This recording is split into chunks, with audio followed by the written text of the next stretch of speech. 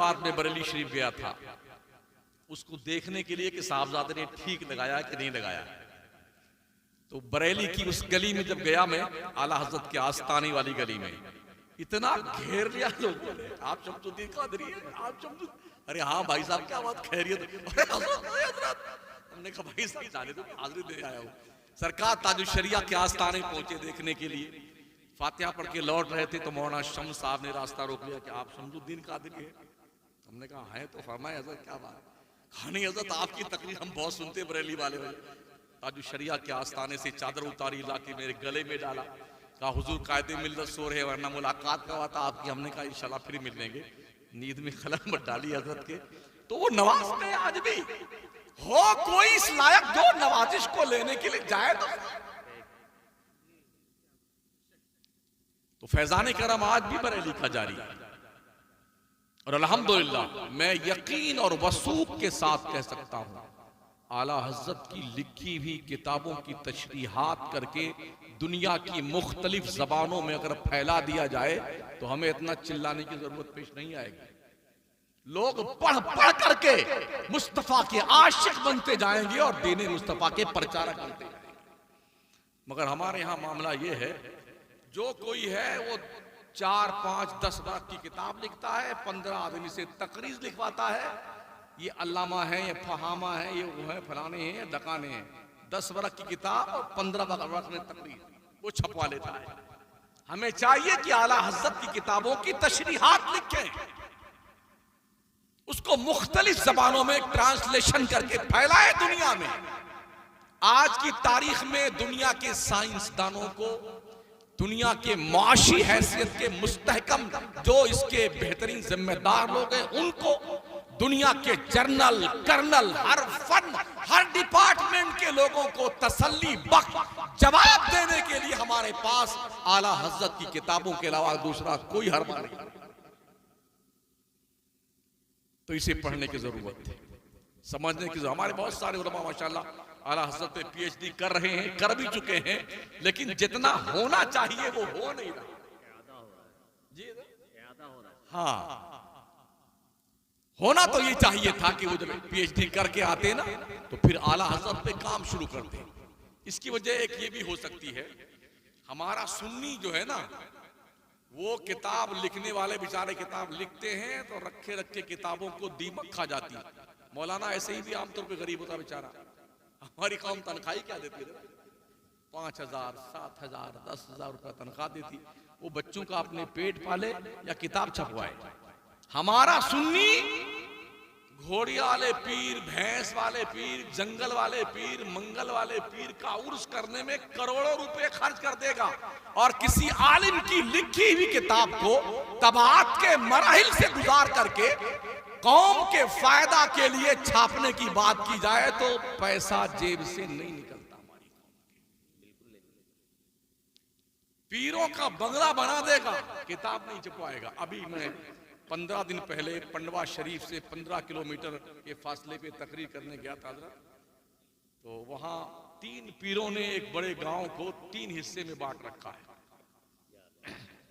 जी हज़रत, बेचारे 6 महीना से मेरी तारीख ले रहे थे कि हज़रत आप आइए, हमारे यहाँ बड़े बुरे हालात हैं। जब हम पहुंचे तो जवान बच्चों ने कमरा बंद करके बताया, हज़रत हमारे यहाँ ये मामला, ये मामला, ये मामला, ये हमारा मर्ज है, डॉक्टर आप है, इलाज कैसे करना वो आप जाने। हमने मर्ज बता दिया है। हम जब कुछ कहते हैं तो पीर साहब गुंडा लगाते हैं हमारे पीछे कि इसको मार दो जान से। तो हज़रत आप कर्म कीजिए वरना हमारा पूरा गांव डूब जाएगा। उनमें से एक पीर साहब जलवा फरमाते ही, हमने कहा ठीक है। जानते हो क्या अकीदा उनका है? अपने पीर साहब को 28 लाख चंदा करके स्कॉर्पियो दिया। दूसरे का शौक चर्राया तो उसने अपने पीर साहब के लिए 65 लाख चंदा करके बंगला बना के दिया। 15 दिन पहले की बात कर रहा हूं ना। तो मैंने तकरीर की वहां पे और उन्हीं से हाँ करवाता था। महोदय जो थे ना वो, उनकी आंखें फटी की फटी रह गई।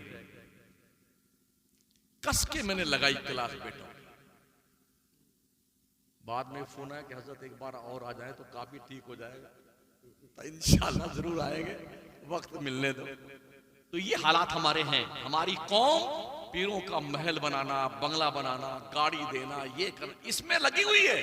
ये पैसे कौम की फलाह व बहबूद पे खर्च करो, किताबों पे खर्च करो, इल्म पे खर्च करो, मेहनत करो, इस पे अपने मसलक की तरबीज व इशाअत पे खर्च करो, सुन्नियों के ईमान बचाने पे खर्च करो।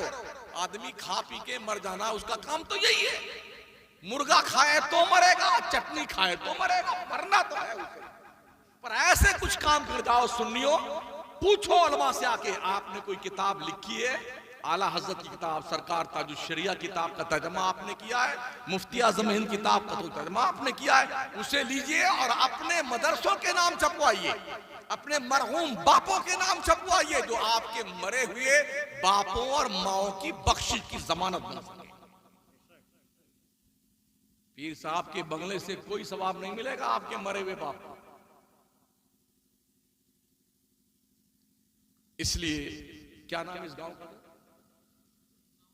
सतगावा, दुर्धंबा। हाँ, दुर्धंबा। सतगावा के लोगों, बड़े मोहब्बत से आपसे गुजारिश है, बरेली के मानने वाले आप हैं, बरेली के आकाओं के मानने वाले आप हैं। ये कोई जादूगर नहीं थे, ठीक है ना? इन्होंने दीन का काम किया है, नमाजें एक नहीं छोड़ी इन्होंने। तुम भी नमाज मत छोड़। मैंने देखा सरकार मुफ्ती आजम हिंद को पीराना साली के बावजूद भी 2 लोग उन्हें कुर्सी पे बिठा करके सरकार मुफ्ती आजम हिंद के घर से लेके मस्जिद रजा में लाते थे। चल नहीं पाते थे, मस्जिद में पहुंचते फिर खड़े होकर नमाज अदा फरमाते थे। आज पीर साहब यहीं सोते रहेंगे और यहीं मस्जिद है, नमाज पढ़ने नहीं जाएंगे इल्ला माशाअल्लाह। और 15 लोग, ये कोई पैर दबा रहा है, कोई तेल लगा रहा है, मालिश वालिश कर रहा है। मर्द लगाए तो भी समझ में आए। हाँ जरा आंखों देखी बात कर रहा हूं। इतने बेहया हो गए हैं पीर लोग इल्ला माशाअल्लाह, इतने बेगैरत हो गए हैं। गैर महरम औरतें हाथ दबाती हैं, पैर दबाती तखलिया में, उनके सरों में तेल लगाती हैं। और मरदूद पीरों को देखा मैंने गैर महरम औरतों को गले लगाते हुए। यही हम बोलते हुए ये मौलाना तो पीर के खिलाफ तकरीर करता है। नबी की शरीयत का खून कर रहे हो पीर बनने के नाम पर, तो तुम्हारे हाथ पैर चूमे जाए।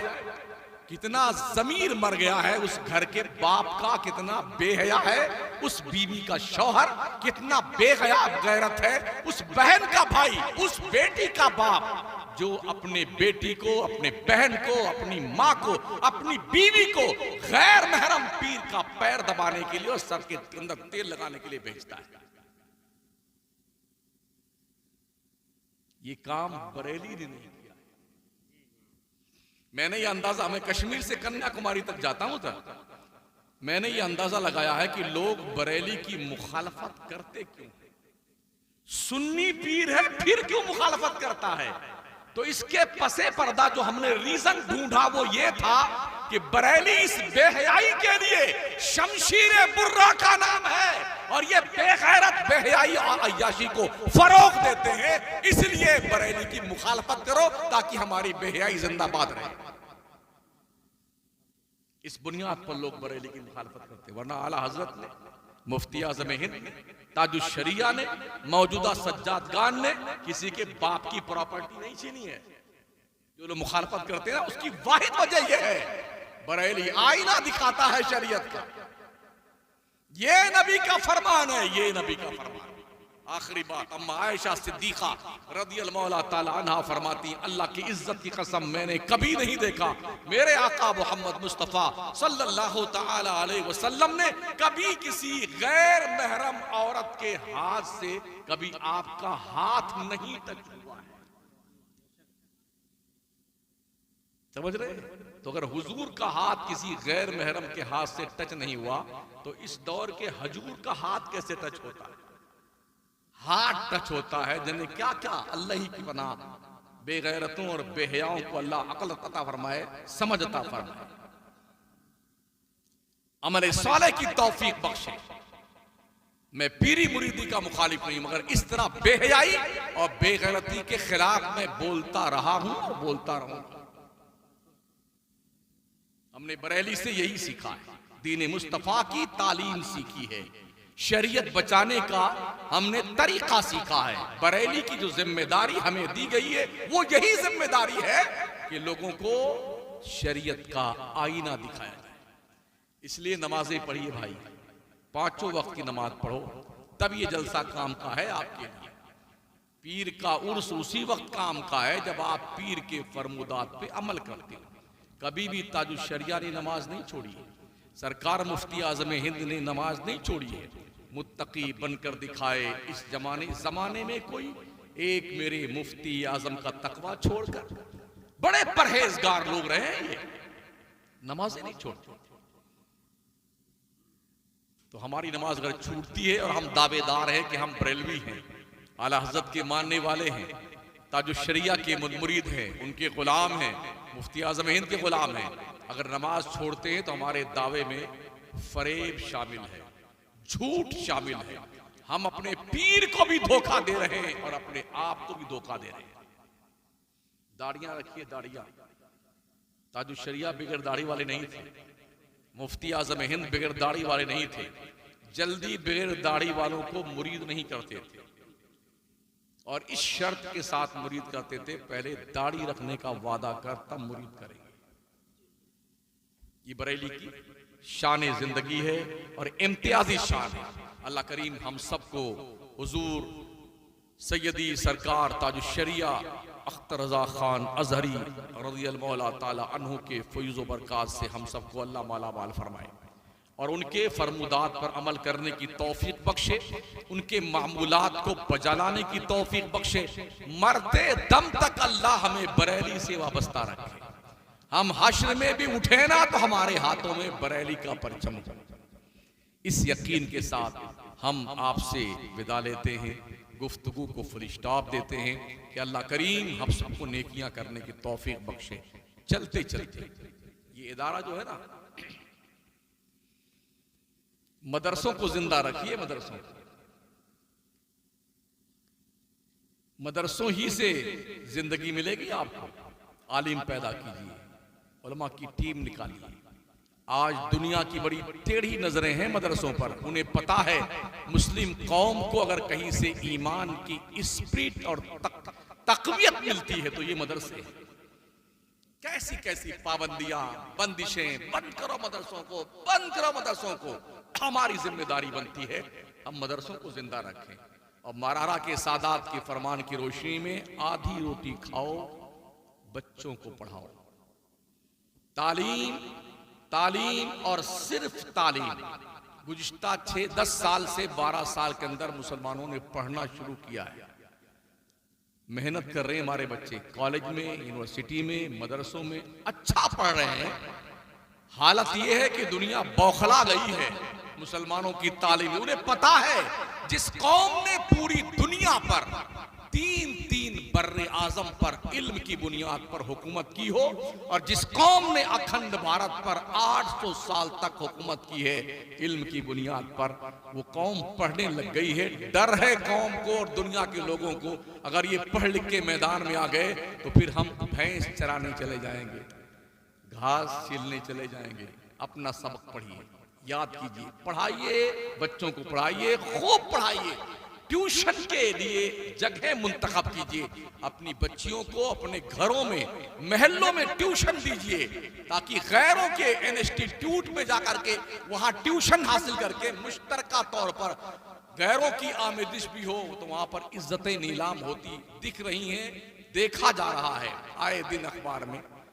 तो हमारे जो पढ़े लिखे बच्चे हैं उनको चाहिए कि वह कहीं भी कमरा लेकर के लोग कमरा फराहम करें, वहां पर बच्चों को ट्यूशन दें। 10वीं क्लास के बच्चों को, बच्चियों को, 12वीं क्लास के बच्चों बच्चियों को, इसके आगे पढ़ने वाले बच्चों बच्चियों को, ताकि गैरों की चौखट पर जाकर के उनकी इज्जतें नीलाम न होने पाए। मैं उम्मीद करूंगा अगर आप हजरत अल्लामा क़िबला मोहतमिम साहब से गुजारिश करेंगे तो यहाँ भी एक कमरा आपको मिल सकता है ट्यूशन देने का बच्चों के लिए। पढ़ाइए तो सही कम से कम। और मौलाना बनाइए तो सिर्फ मौलाना नहीं, दुनिया की तालीम भी बहुत जरूरी है। हमारे साउथ, नॉर्थ और ईस्ट इंडिया के उलमा को साउथ इंडिया के लोगों से, उलमा से बहुत कुछ सीखने की जरूरत है। हम तो ये कहना चाहेंगे और कहते हैं हर जलसे में, उत्तर भारत के यानी बिहार, बंगाल, झारखंड और यूपी और राजस्थान, मध्य प्रदेश के मौलाना लोगों को रस्सी में बांध बांध करके ट्रक में जैसे बकरियों भरा जाए ऐसे भर करके एक बार पूरे साउथ के मदरसों और स्कूलों का दौरा करवाया जाए। 10 दिन इस मदरसे में, 10 दिन, ताकि देखो बच्चों को पढ़ाया कैसे जाता है। एक बच्चा आलिम भी बन जाता है, वकील भी बन जाता है, आलिम भी बन जाता है, डॉक्टर भी बन जाता है, आलिम भी बन जाता है, इंजीनियर भी बन जाता है, आलिम भी बन जाता है, IAS IPS अफसर भी बन जाता है। ये तर्ज हयात सीखने की जरूरत है साउथ के मुसलमानों से। बस यही चंद गुजारिशात थी। अल्लाह करीम अपने करम के मुताबिक हमें नवाजे, आपको नवाजे और हम सब का खात्मा ईमान पर फरमाए। अस्तगफिरुल्लाह रब्बी मिन कुल्लि ज़ंबिन व अतूबु इलैह, ला इलाहा